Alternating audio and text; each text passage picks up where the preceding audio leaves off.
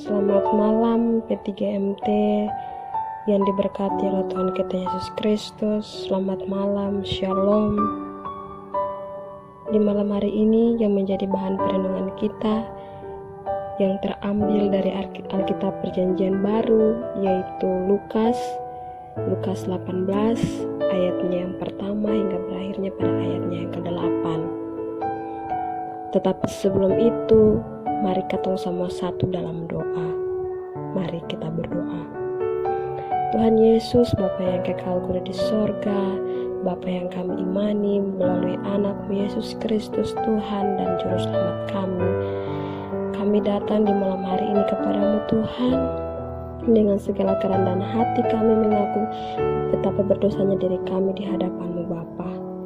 Bapa, di malam hari ini kami selaku anak-anak-Mu, selaku umat yang percaya kepada-Mu Tuhan, kami mau membaca dan mendengarkan sabda dan kebenaran-Mu Tuhan. Tetapi kami mohon Tuhan datang dan artikanlah firman ini bagi akan kehidupan kami.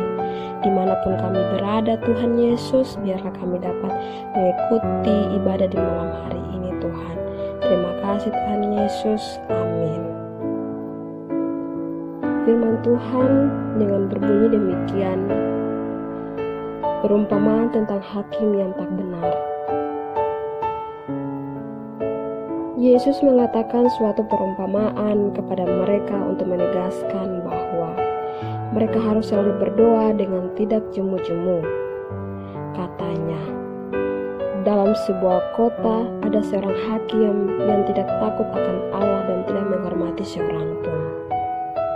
Dan di kota itu ada seorang janda yang selalu datang kepada hakim itu dan berkata, "Belalalah hakku terhadap lawanku." Beberapa waktu lamanya hakim itu menolak. Tetapi kemudian ia berkata dalam hatinya, "Walaupun aku tidak takut akan Allah dan tidak menghormati seorang pun, namun karena janda ini menyusahkan aku, baiklah aku membenarkan dia, supaya jangan terus saja ia datang dan mengakhirinya menyerang aku." Kata Tuhan, camkanlah apa yang dikatakan hakim yang lalim itu. Tidakkah Allah akan membenarkan orang-orang pilihannya yang siang malam berseru kepadanya? Dan adakah ia mengulur-ulur waktu sebelum menolong mereka? Aku berkata kepadamu, ia akan segera membenarkan mereka. Akan tetapi, jika anak manusia itu datang, adakah ia menempati iman di bumi? Demikianlah fasa pembacaan kita di malam hari ini. Teman-teman persekutuan yang diberkati oleh Tuhan Yesus Kristus, yang menjadi perikop di malam hari ini, yaitu ketekunan adalah kunci. Saudara-saudara yang terkasih dalam Tuhan kita Yesus Kristus, doa adalah mengubah segalanya. Pernyataan ini akan menjadi benar-benar sungguh terjadi di dalam hidup kita dan bahkan dapat mengubah seluruh hidup kita. Apabila kita sungguh-sungguh bertekun kepada setia di dalam doa. Pertanyaan bagi kita, apakah kita sudah setia bertekun di dalam doa itu sendiri? Saya sangat percaya doa yang terus-menerus itu penting, meskipun doa itu tidak terjawab. Saudara-saudara yang terkasih dalam Tuhan kita Yesus Kristus, hal ini sangat berguna dalam hidup untuk tak henti-hentinya berdoa. Tidak hanya karena perubahan doa itu mungkin menimbulkan kehendak lain dari Allah, tapi perubahan doa tersebut dapat bekerja dalam hati dan pikiran kita sendiri. Teman-teman yang terkasih dalam Tuhan kita Yesus Kristus, ada pepatah mengatakan, ketekunan adalah kunci.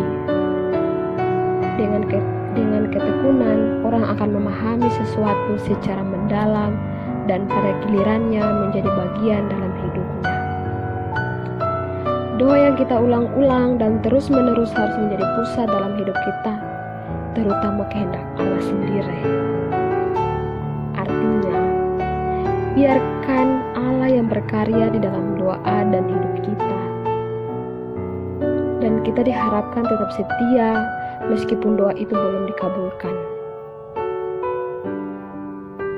Teman-teman terkasih dalam Tuhan kita Yesus Kristus, Allah menghendaki kita untuk tetap bertekun di dalam doa, bukan khawatir doa itu dijawab atau tidak. Biarlah Allah sendiri yang menjadi pusat doa dan bukan diri kita sebagai manusia.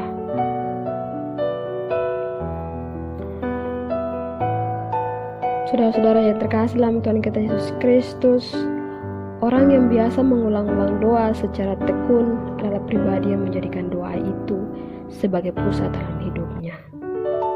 Dan bahkan jumlah doa yang penting, tetapi kesinambungan hidup manusia di bawah nama Tuhan Allah. Terkadang doa itu tak terucapkan, namun langsung membawa kepada Allah sendiri. Sebab Allah mengetahui lubuk hati setiap manusia, dan Allah sendiri memberikan yang terbaik untuk hidup manusia, dan itu bukan atas keinginan manusia, tetapi Allah sendiri. Teman-teman yang terkasih dalam Tuhan kita Yesus Kristus, maka tetaplah bertekun dan senantiasa dalam doa, karena doa dapat mengubah segalanya.